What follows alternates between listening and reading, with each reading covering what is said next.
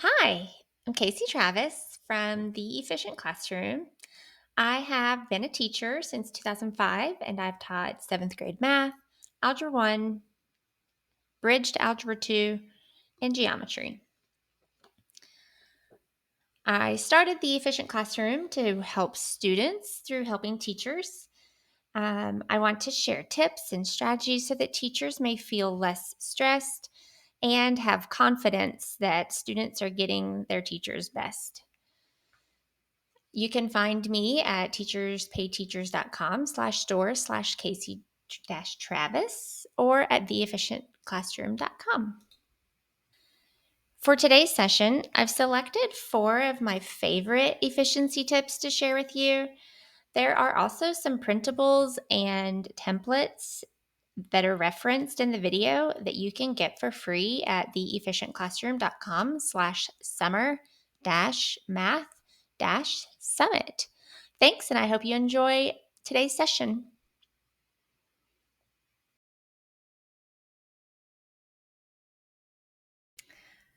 All right, so this efficiency tip is all about classroom discussion efficiency and getting kids engaged. Because classroom discussion can be tricky, especially in a math class where some students don't feel confident, they feel anxious, they really fear talking out loud for chance that they might get it wrong. It's kind of can be embarrassing for them. Um, so sometimes whenever you are teaching a lesson and you want to have students raise their hand, that's totally appropriate in some circumstances. But in others, you really want to hear from more kids than just those who are willing to put themselves out there. You want to kind of hear from the kids who may be a little bit reserved, whether it's their confidence in math or just you want to get them out of their comfort zone as far as speaking in class. So sometimes we kind of want to guide the discussion a little more. And as many of you use, I do too, just the name jar where we have the popsicle sticks, or maybe use an app to randomly call on students. All of those are good, but I'm going to give you some tips today to kind of make it a little bit better and maybe make that classroom discussion a little more efficient and engaged. So, as soon as you pull out the name jar, in every class I've ever taught, the anxiety of the students goes up just a little bit because it's a little bit nerve wracking thinking she may call on me for a question that I don't know the answer to, and I might feel embarrassed. And so they are spending some of their energy thinking about, like, when is she going to draw my name? Um, However, it doesn't always have to be a negative thing. The tension kind of builds in the classroom whenever they know that there's a chance that their name may be drawn.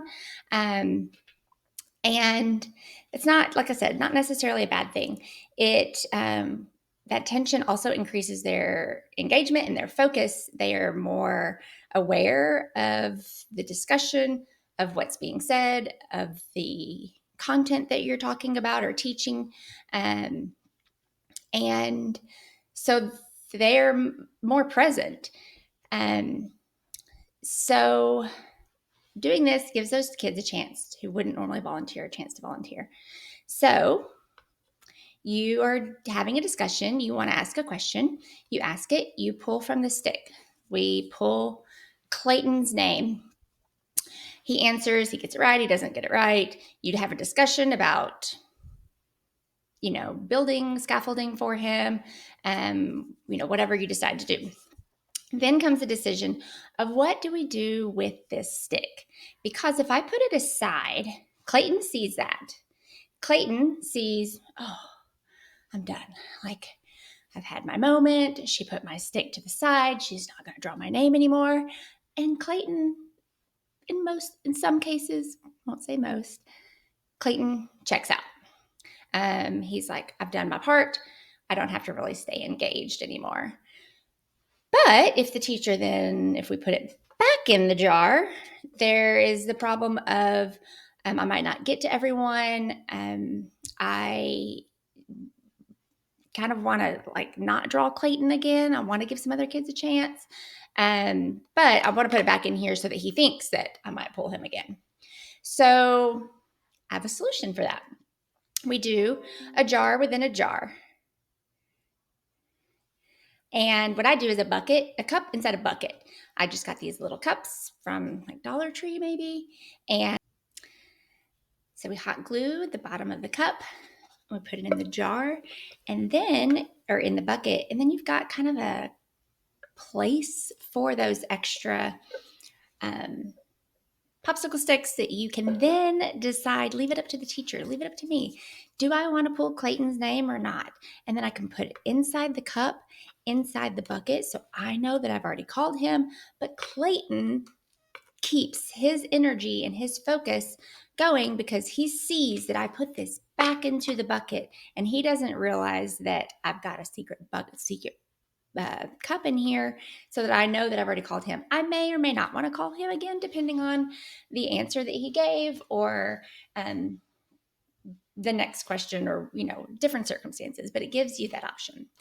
Now I'm going to give you a bonus tip on keeping kids' anxiety down when it comes to the name jar, because we do recognize that it does cause anxiety for some kids to be called on, like cold called. And we want students engaged, not anxious. So here's how I combat that.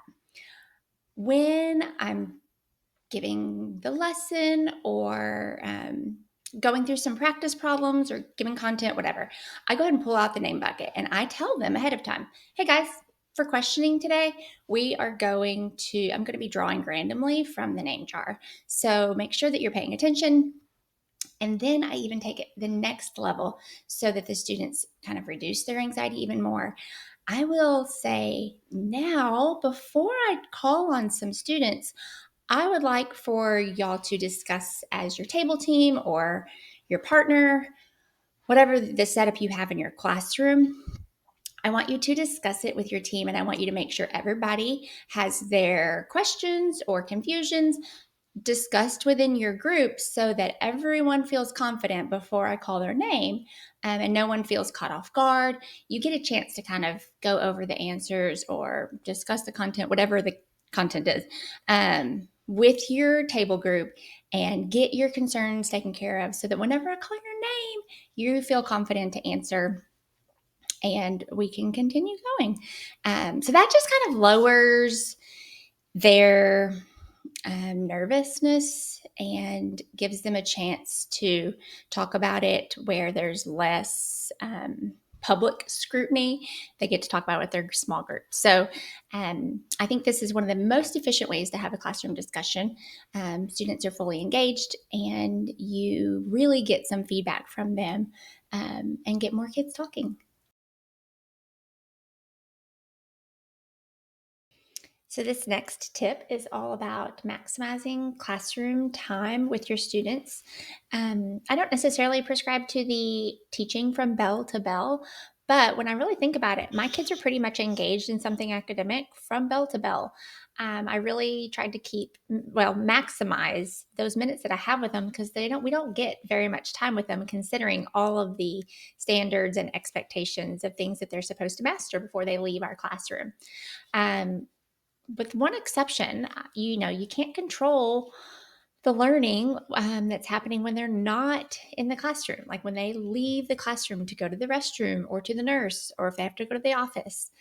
Our campus was pretty large, and so that could mean that students were out of the classroom, missing content or engaged in a learning activity for like 10 or 15 minutes, which was really hard for me to grasp. So I decided to do something about it.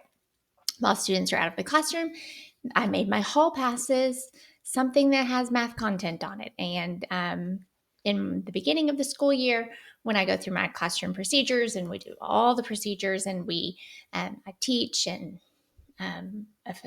practice and assess my expectations for them, this is one of them that I talk about.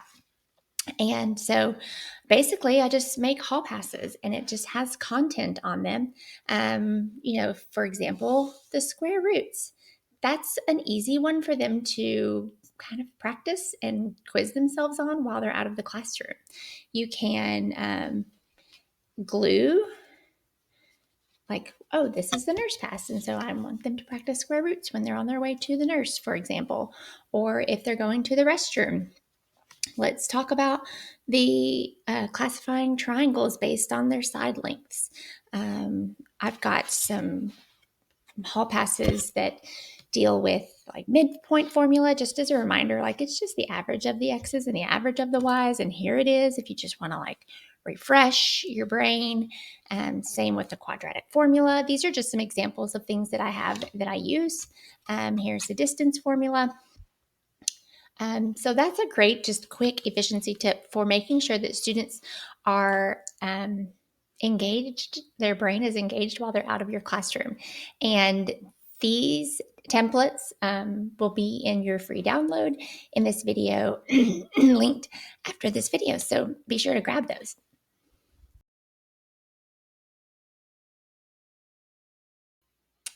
So our next tip for efficiency is going to be related to efficiency in the classroom, related to not wasting paper and not wasting time. So this tip is all about how to do some guided notes for your kids that you won't waste paper and you won't waste class time. You'll actually get some class time back if you can prepare these ahead of time. So, first of all, I do use interactive notebooks. I used to use binders with my math students, and I loved binders, still do. Someone suggested to me to use interactive notebooks, and so I tried them out, and I actually love them even more. But the good thing about these notes is that they will work for either one, even though they're a little bit more specifically designed for the size of an interactive notebook. So what I noticed in class was my students, when we needed to take some notes, we were going to go over a new topic, or there needed to be some new vocabulary, some scaffolding as far as like showing some tips and ideas or leading them to figuring some things out. When they opened their notebooks to a big blank page, it could be intimidating or overwhelming for some kids to jot down every single thing on the piece of paper. And so guided notes were the solution for that. And I also used foldables, like guided foldables. I'd pre-type some things, some images, some graphics, and then print it, and then the kids would fold it in class. And I just noticed that the kids kind of wore down from either jotting on a piece of paper that was totally blank, or a foldable that took time to cut, figure out how to fold in the class, and things like that. So I, out of necessity and kind of my students' needs, I came up with these guided notes. And the good thing about them is I'm going to shrink my face and show you an example. This is just an example of one that I've created. And actually, yeah, I'll show you. And so it just has some basic vocabulary, some basic structure for students to kind of orient their learning for the day. And then on the side, you can see there's this big bold black line.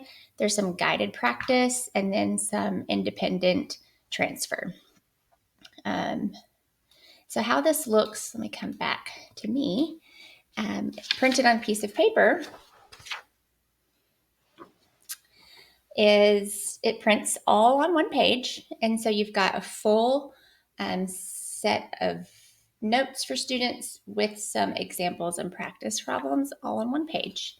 And once you cut it for students, you can see in the interactive notebook how that works.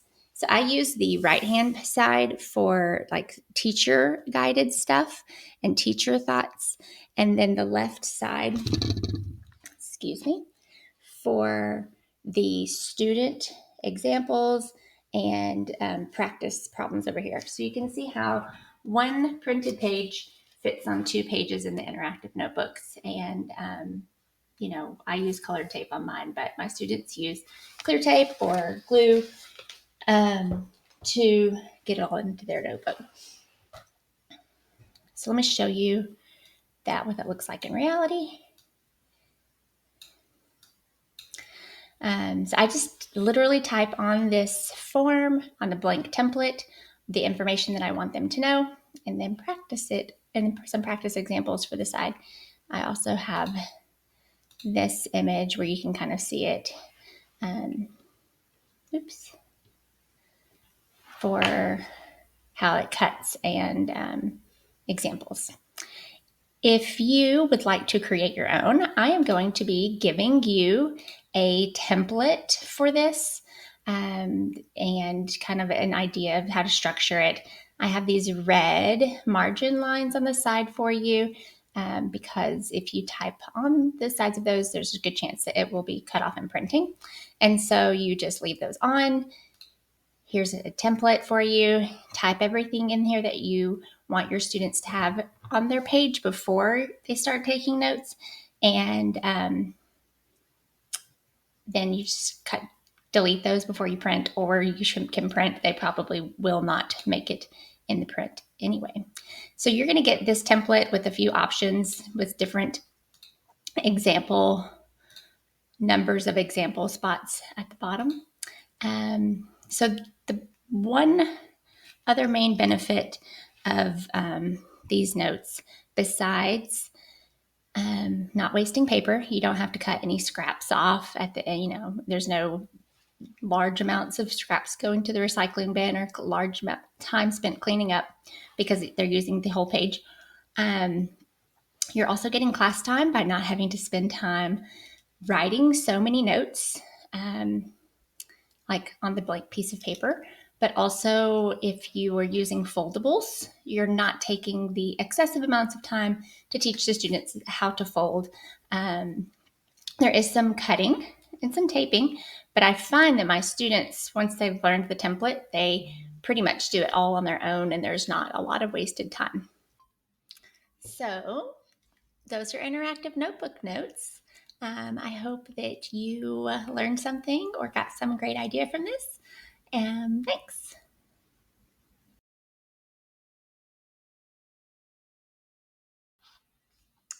All right.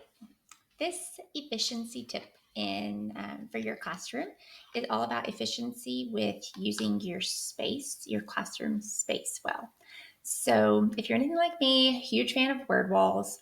Sometimes learning math can be like learning a foreign language to students, and sometimes they're not wrong. There's a lot of vocabulary and learning how to use that vocabulary in a context that is sometimes abstract. So helping them really hone in on those vocabulary words so that they're not distracted by not knowing the term and can actually focus on learning the concepts is a really helpful deal.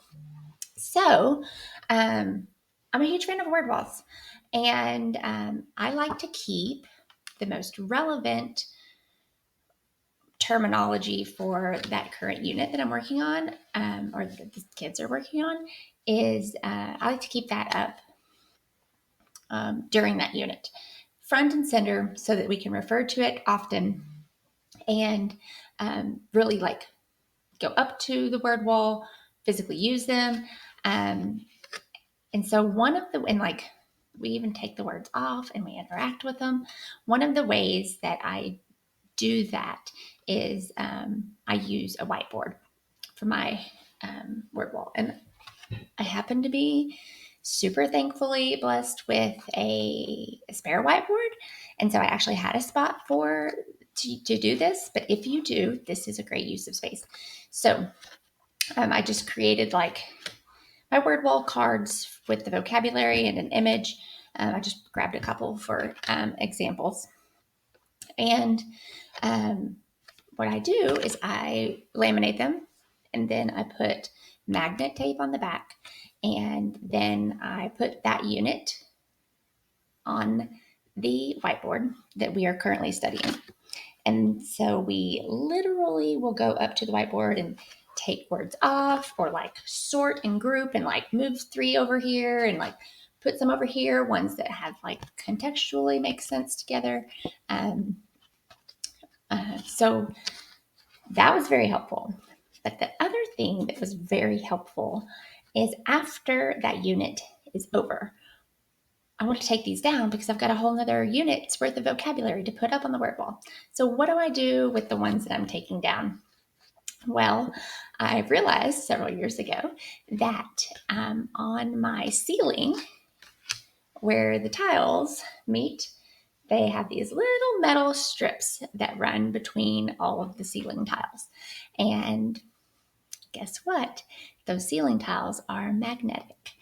And so I could move the words from the word wall to where it was front and center, but I still wanted to keep them out and so that the students could refer back to them at any time.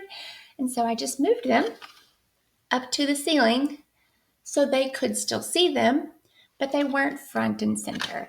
It's a great use of space. If you have magnetic strips on your ceiling, please find ways to use that for content, things that will help your students, because that's a great space and often it goes unused. So yeah, let me know how that goes. Send me pics.